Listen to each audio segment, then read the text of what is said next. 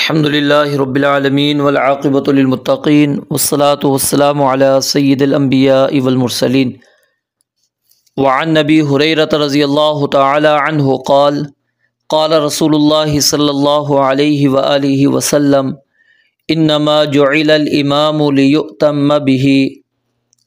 سیدنا ابو ہریرہ رضی اللہ تعالی عنہ سے روایت ہے، قال فرماتے ہیں قال رسول اللہ صلی اللہ علیہ وآلہ وسلم، رسول مکرم صلی اللہ علیہ وآلہ وسلم نے ارشاد فرمایا، انما اس کے سوا نہیں، صرف جعل مقرر کیا جاتا ہے، الامام امام، لیؤتم بہ تاکہ اس کی پیروی کی جائے، تاکہ اس کی اقتداء کی جائے، اس کی پیروی کی جائے۔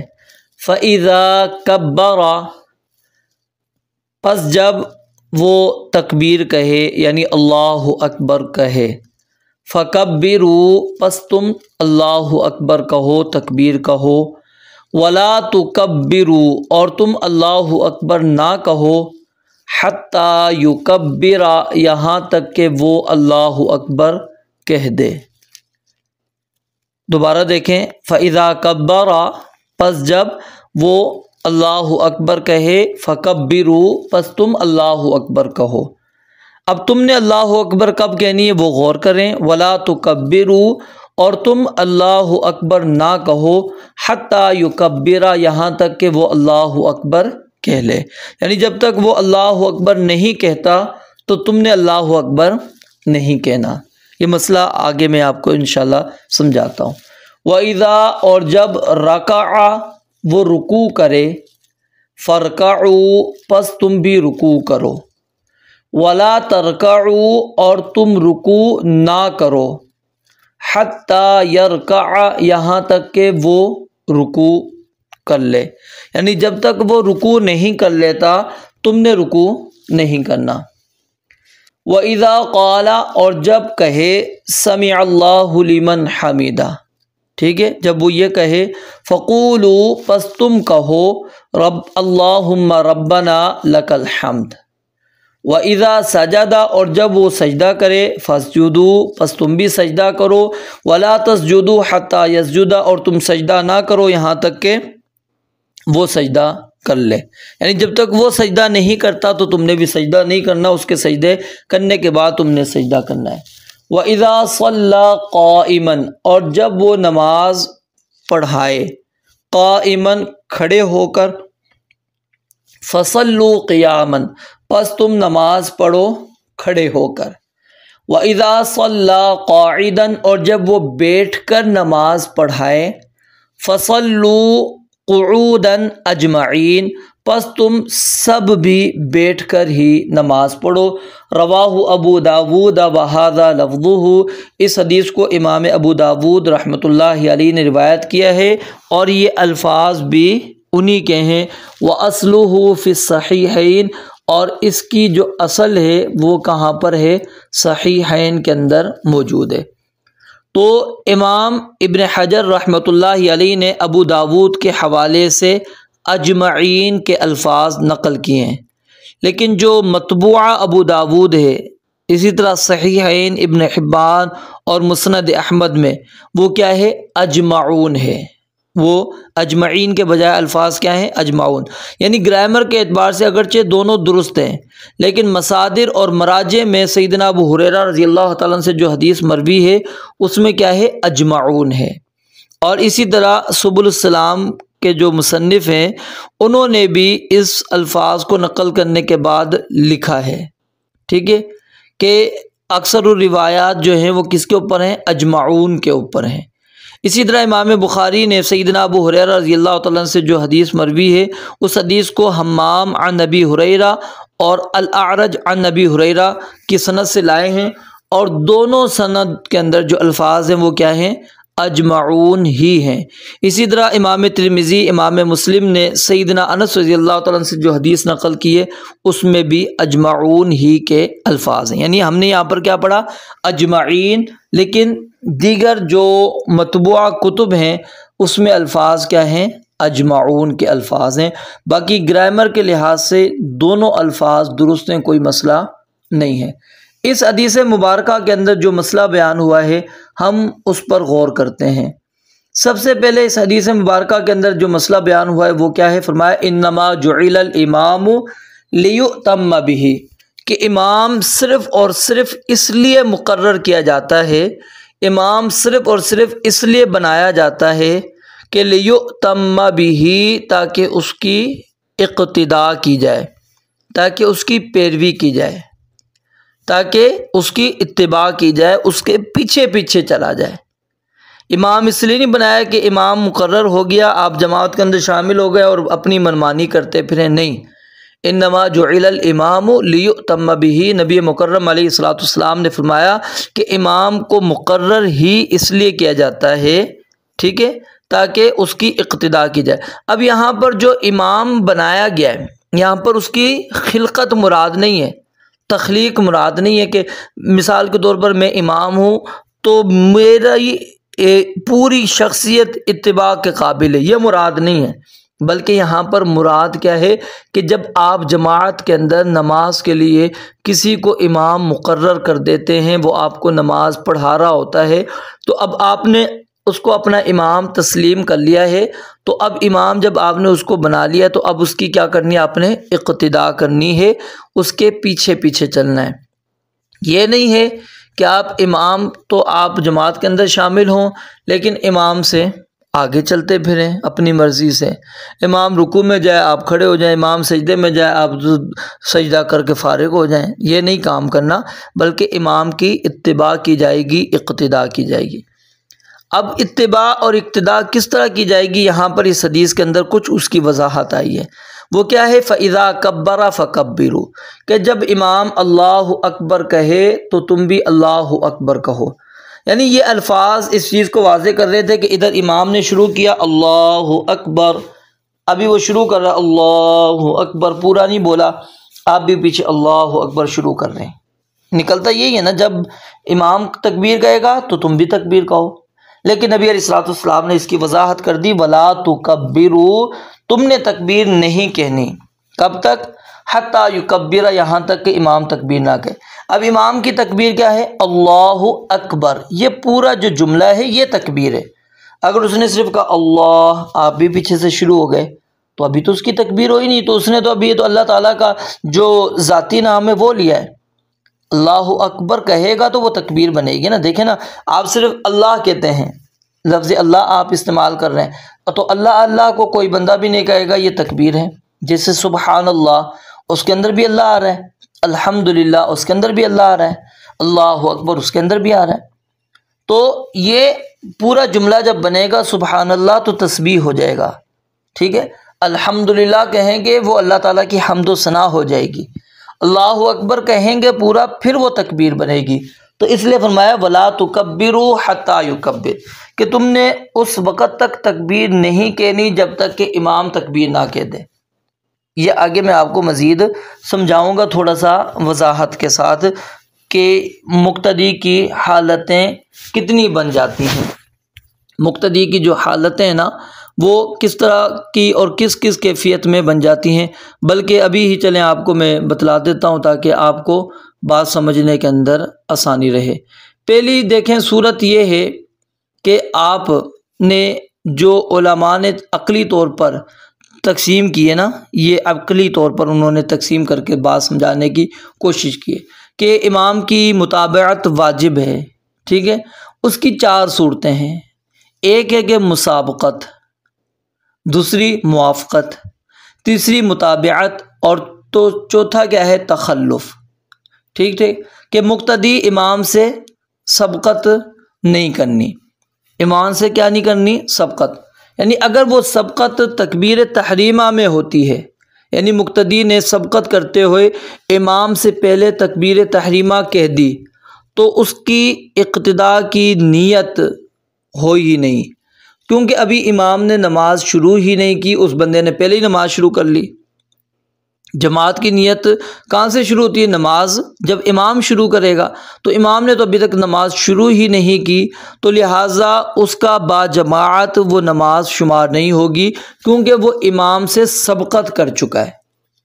یعنی یہ سمجھ لیں نا بات امام سے سبقت والی، کہ اگر تکبیر تحریمہ میں اس نے سبقت کی ہے، ٹھیک ہے، نماز کے آغاز کے اندر ہی، کہ ابھی امام نے نماز شروع ہی نہیں کی اور اس شخص نے نماز شروع کر دی، امام نے ابھی تکبیر نہیں کہی اور اس نے امام کی تکبیر سے پہلے ہی تکبیر کہہ دی، تو جماعت کے ساتھ اس کی نماز نہیں کہلائے گی، بلکہ اس کو نماز توڑ کر اپنی نماز دوبارہ شروع کرنی پڑے گی۔ اور جہاں تک تعلق ہے مسابقت کا تکبیر تحریمہ کے علاوہ، تو کیا اس سے بھی نماز باطل ہوگی یا نہیں ہوگی، اس کے اندر علماء کا اختلاف پایا جاتا ہے۔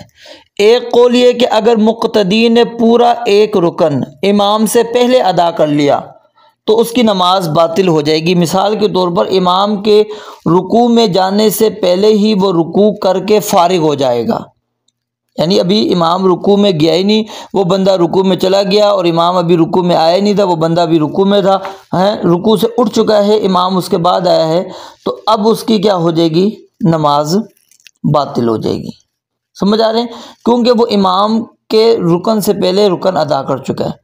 البتہ اگر وہ رکن کی طرف پہلے صرف گیا ہے اور امام نے اس کو اسی رکن میں پا لیا ہے، تو پھر کیا ہوگا؟ اس کی نماز باطل نہیں ہوگی، امام کے ملنے کے بعد اس رکن کو وہ جاری رکھے گا، ٹھیک ہے، وگرنہ یہ لوٹ کر یا تو دوبارہ اس رکن میں داخل ہوگا، جیسے امام سے پہلے اگر کوئی رکوع میں چلا گیا تو قیام کی طرف وہ لوٹ کر آئے گا، دوبارہ رکوع میں جا کر امام سے ملے گا۔ لیکن صحیح قول یہی ہے کہ اگر وہ رکن کی طرف سبقت کر کے گیا قصدن، ارادے کے ساتھ، ٹھیک ہے، تو اس کی نماز ہو جائے گی باطل۔ اور اس کی دلیل صحیح بخاری کے اندر موجود ہے اور بڑی سخت وعید ہے۔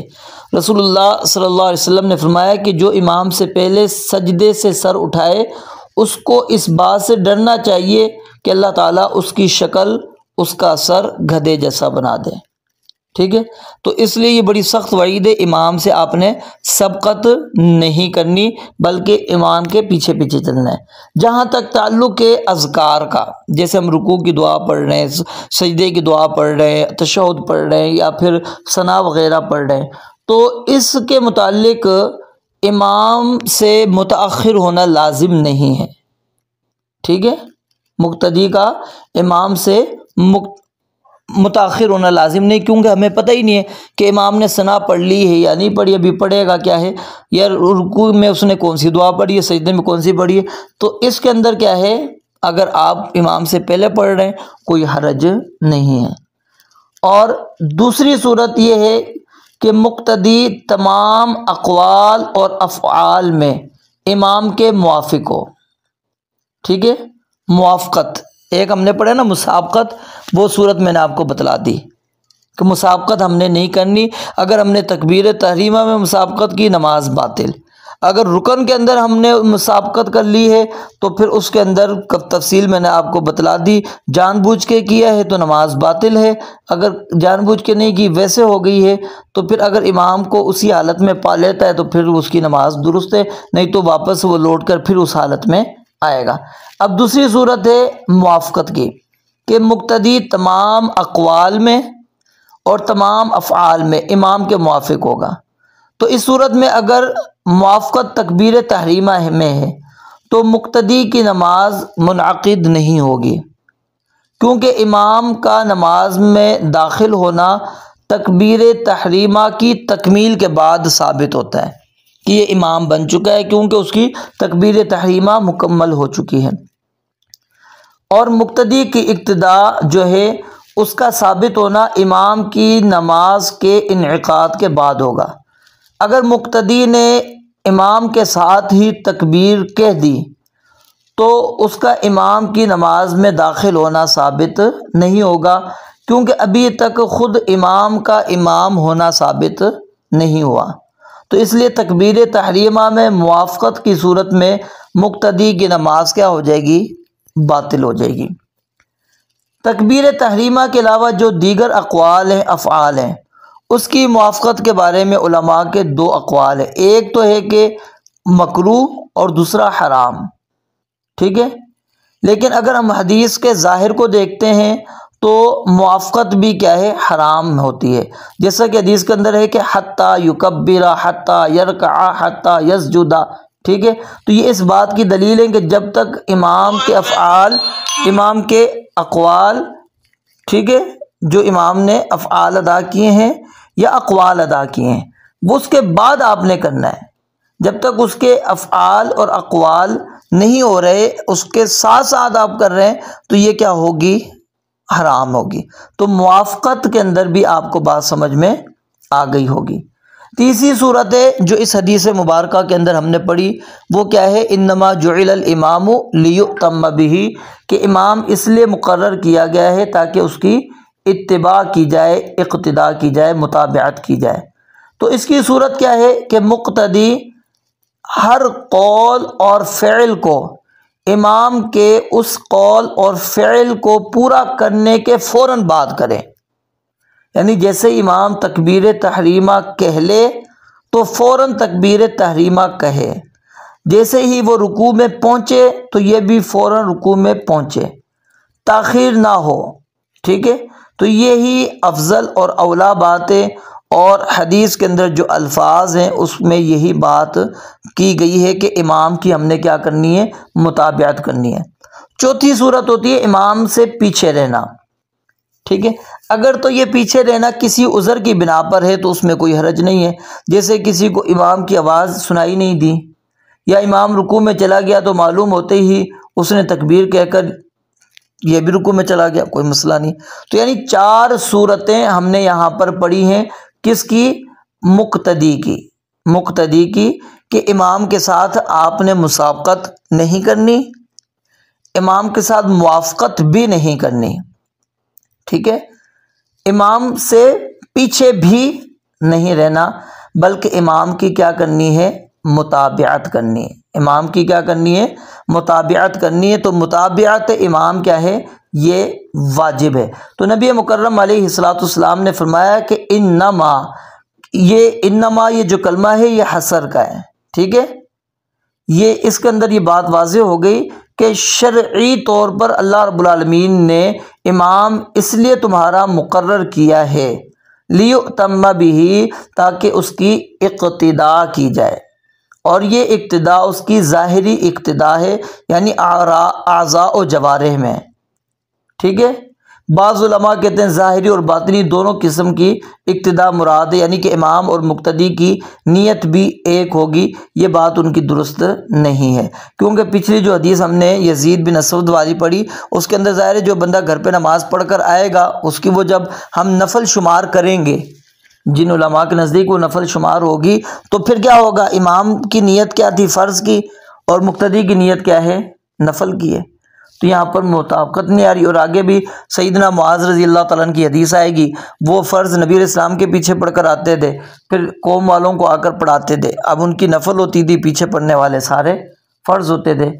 تو یہ بہرحال امام کی جو اقتداء ہے وہ کس کے اندر کی جائے گی، ظاہر کے اندر ہی کی جائے گی، باطن کے اندر نہیں کی جائے گی، باطن کے اندر اقتداء نہیں کی جائے گی۔ بعض علماء وہ کہتے ہیں کہ امام کی اقتداء ظاہر اور باطن دونوں میں کی جائے گی، دونوں میں کی جائے گی، ٹھیک ہے۔ تو یہ بہرحال علماء کا موقف ہے جو میں نے آپ کے سامنے رکھ دیا۔ تو اس حدیث مبارکہ کے اندر نبی علیہ الصلوۃ والسلام نے واضح کر دیا کہ جب امام اللہ اکبر کہے تو تم اللہ اکبر کہو، لیکن کب کہنا ہے، جب تک کہ امام اللہ اکبر کہہ کر فارغ نہیں ہو جاتا، یعنی امام اللہ اس نے شروع کیا، آپ اس سے پہلے کر جائیں گے، یہ مسابقت ہو جائے گی، کیونکہ ابھی اس کی پورا نہیں ہوا تھا اور آپ نے باندھ لی، موافقت اس کے ساتھ ساتھ چل رہے ہیں، ٹھیک ہے۔ اور تخلف امام اللہ اکبر کہہ کر ہو گیا ہے، جیسے اکثر پھر باتوں میں لگے رہتے ہیں، بعد میں آ کے شامل ہو جاتے ہیں، یعنی سب میں کھڑے ہوتے ہیں لیکن آپس میں باتیں کرتے رہتے ہیں، اور جب دیکھتے ہیں کہ امام نے شروع کر دی اس کے بعد 2-3 منٹ کے بعد یا یوں سمجھ لیں کہ کچھ سیکنڈوں کے بعد شامل ہوتے ہیں، یہ غلط ہے، یہ تخلف کہلائے گا، فوراً کیا ہے، شامل ہونا چاہیے۔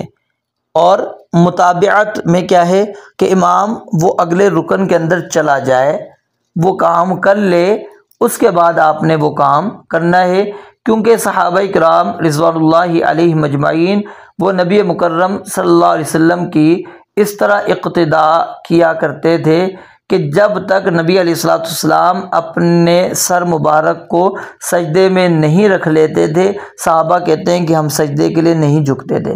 جب نبی علیہ السلام سر رکھ لیتے تھے اس کے بعد ہم جھکا کرتے تھے۔ تو یہ ہے متابعت کہ اس انداز کے اندر صحابہ کرام رضوان اللہ علیہ مجمعین نبی مکرم صلی اللہ علیہ وسلم کی کیا کرتے تھے؟ متابعت کیا کرتے تھے۔ تو فرمایا کہ جب تک وہ اللہ اکبر نہیں کہہ دیتا تم نے نہیں کہنی۔ رکوع میں وہ چلا جائے، ٹھیک ہے، آپ نے دیکھا وہ رکوع میں چلا گیا، پھر آپ رکوع میں جائیں، اور پھر آگے کیا وَإِذَا قَالَ سَمِعَ اللَّهُ لِمَنْ حَمِدَهُ۔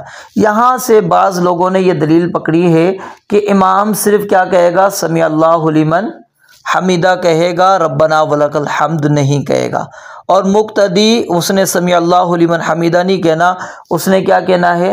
ربنا ولک الحمد کہنا ہے صرف، سمجھ نہیں؟ یا پھر اس سے ملتے جلتے جو الفاظ دیگر آپ نے پڑھ لیے وہ۔ تو کیا یہ بات درست ہے یا نہیں؟ صحیح بات ہے کہ یہ بات درست نہیں ہے، کیونکہ رسول اللہ صلی اللہ علیہ وآلہ وسلم سے، آپ علیہ الصلوۃ والسلام سے سمیع اللہ لمن حمیدہ اور ربنا ولک الحمد دونوں کہنا ثابت ہیں، چاہے وہ امام ہے چاہے وہ مقتدی ہے، کوئی بھی ہے تو دونوں کے دونوں نے کیا کہنا ہے؟ سمیع اللہ لمن حمیدہ اور ربنا ولک الحمد۔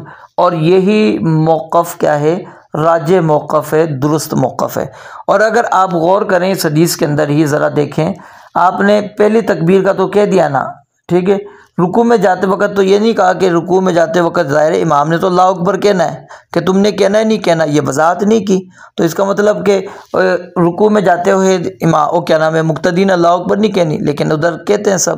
تو بہرحال رکوع سے اٹھتے ہوئے سمیع اللہ لمن حمیدہ امام نے بھی کہنا ہے اور مقتدی نے بھی کہنا ہے۔ اسی طرح ربنا ولک الحمد یا پھر اس طرح کے جو دیگر الفاظ ہیں رکوع کے بعد جو اٹھ کر دعا پڑھتے ہیں وہ امام نے بھی پڑھنی ہے اور مقتدی نے بھی پڑھنی ہے۔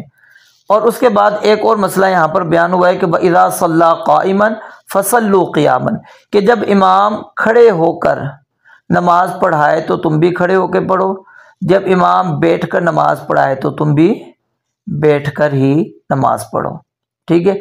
اب پہلے میں آپ کو اختلاف بتلا دیتا ہوں، پھر مسئلہ آپ کو سمجھا دیتا ہوں، اور آگے ایک روایت آئے گی وہاں پر اور مسئلہ بالکل واضح ہو جائے گا کہ اگر امام بیٹھ کر نماز پڑھائے تو مقتدیوں کو بھی بیٹھ کر ہی نماز پڑھنی چاہیے۔ یہ امام احمد اور امام اسحاق رحمہم اللہ کا قول ہے۔ شافعی اور احناف اور اہل الظاہر ان کا کہنا یہ ہے کہ مقتدی پیچھے کھڑے ہو کر بھی نماز ادا کر سکتے ہیں کہ جب امام بیٹھ کر نماز پڑھا رہا ہے، ٹھیک ہے۔ اور انہوں نے اس روایت سے استدلال کیا جو آگے سیدہ عائشہ رضی اللہ تعالیٰ عنہ سے منقول روایت ہے، اور اس میں وہ نبی علیہ الصلوۃ والسلام کی مرض الموت میں بیٹھ کر نماز پڑھانے کا ذکر ہے، اور ابو بکر رضی اللہ تعالیٰ عنہ آپ کی اقتداء میں کھڑے ہو کر آپ نے نماز پڑھی، پیچھے صحابہ نے بھی کھڑے ہو کر نماز پڑھی، ٹھیک ہے۔ تو اس کے اندر اب صحیح موقف کیا ہے؟ ایک تو علماء کا یہ موقف ہے کہ اگر امام جو مقرر ہے وہ نماز پڑھا رہا ہے اور اس نے نماز کا آغاز کھڑے ہو کر کیا ہے، پھر نماز کے دوران اس کی طبیعت وہ خراب ہو جاتی ہے یا وہ اپنی طبیعت کے اندر بوجھل پر محسوس کرتا ہے، وہ کھڑا نہیں ہو پاتا، اب وہ بیٹھ کے نماز پڑھا رہا ہے، وہ چاہے پھر چاروں کی چاروں رکعتیں ہو جائیں، چاہے 3 ہو جائیں، 2 ہو جائے، 1 ہو جائے، کوئی بھی ہو جائے، تو امام نے لیکن شروع کی تھی، اس نے محسوس کیا تھا میں کھڑے ہو کر پڑھا سکتا ہوں، لیکن بعد میں طبیعت وہ اس کی خراب ہو گئی اور اس کی وجہ سے وہ بیٹھ کے اب نماز پڑھا رہا ہے، تو اس صورت کے اندر جو پچھلے لوگ ہیں مقتدی وہ کھڑے ہو کر ہی نماز ادا کریں گے، کیونکہ امام نے نماز کا آغاز کھڑے ہو کر کیا تھا۔ دوسرا موقف وہ کیا ہے کہ اگر امام نے نماز کا آغاز ہی بیٹھ کر کیا ہے، یعنی اس نے جب نماز شروع کی وہ بیٹھ کر ہی نماز اس نے شروع کی تھی، تو اس صورت کے اندر ایک علماء کا قول یہ ہے کہ مقتدی سارے کے سارے بیٹھ کر ہی نماز ادا کریں گے۔ اور دوسرا موقف علماء کا یہ ہے کہ ان کو اختیار ہے، چاہے وہ بیٹھ کر نماز ادا کریں چاہے وہ کھڑے ہو کر نماز ادا کریں، ٹھیک ہے، بیٹھ کر ادا کریں یا کھڑے ہو کر ادا کریں، دونوں کے دونوں کیا ہیں ان کے لیے جائز ہے، لیکن بیٹھے ہوئے امام کے پیچھے بیٹھ کر ہی پڑھنا نماز افضل ہے، ٹھیک ہے، اور اسی کے قائل ہیں امام ابن حزم رحمۃ اللہ علیہ، اور یہی چیز یہاں پر بیان کی گئی ہے کہ وَإِذَا صَلَّى قَائِمًا فَصَلُّوا قِيَامًا، کہ جب امام کھڑے ہو کر نماز پڑھائے تو تم سب کے سب کھڑے ہو کر پڑھو، اور جب وہ بیٹھ کے نماز پڑھائے تو تم سب کے سب بیٹھ کے نماز پڑھو۔ تو بہرحال اس حدیث مبارکہ سے جو مسائل ثابت ہوئے وہ کیا ہے؟ سب سے پہلا مسئلہ یہ ثابت ہوا کہ امام کی اقتداء، امام کی اتباع کرنا یہ لازم ہے، ضروری ہے۔ امام کی اقتداء کرنا، امام کے پیچھے پیچھے نماز پڑھنا یہ کیا ہے؟ لازم اور ضروری ہے، اور اگر آپ امام کی اقتداء نہیں کرتے تو آپ کی نماز درست نہیں ہے، اور بڑی سخت وعید ہے، اس کو ہمیں مد نظر رکھنا چاہیے۔ اور نمبر 2، کسی شرعی عذر کی بنا پر امام بیٹھ کر نماز پڑھانا چاہے تو پڑھا سکتا ہے، ٹھیک ہے، تو مقتدی امام کے پیچھے کھڑے ہو کر نماز پڑھنی ہوگی، کیونکہ جب امام نے شروع ہی نماز کھڑے ہو کر کی ہے تو امام سے پہلے تکبیر کہنا، رکوع میں جانا، سجدے میں جانا یا اس سے اٹھنا، یہ دونوں کی تینوں چیزیں کیا ہیں؟ ممنوع ہیں۔ اور اسی طرح اس حدیث کے اندر سے یہ بات بھی ثابت ہو گئی کہ سمیع اللہ لمن حمیدہ اور ربنا لک الحمد یہ امام نے بھی کہنا ہے اور مقتدی نے بھی کہنا ہے۔ رب العالمین سے دعا ہے اللہ تعالیٰ سمجھنے عمل کرنے کی توفیق عطا فرمائے۔ وآخر دعوانا الحمدللہ رب العالمین۔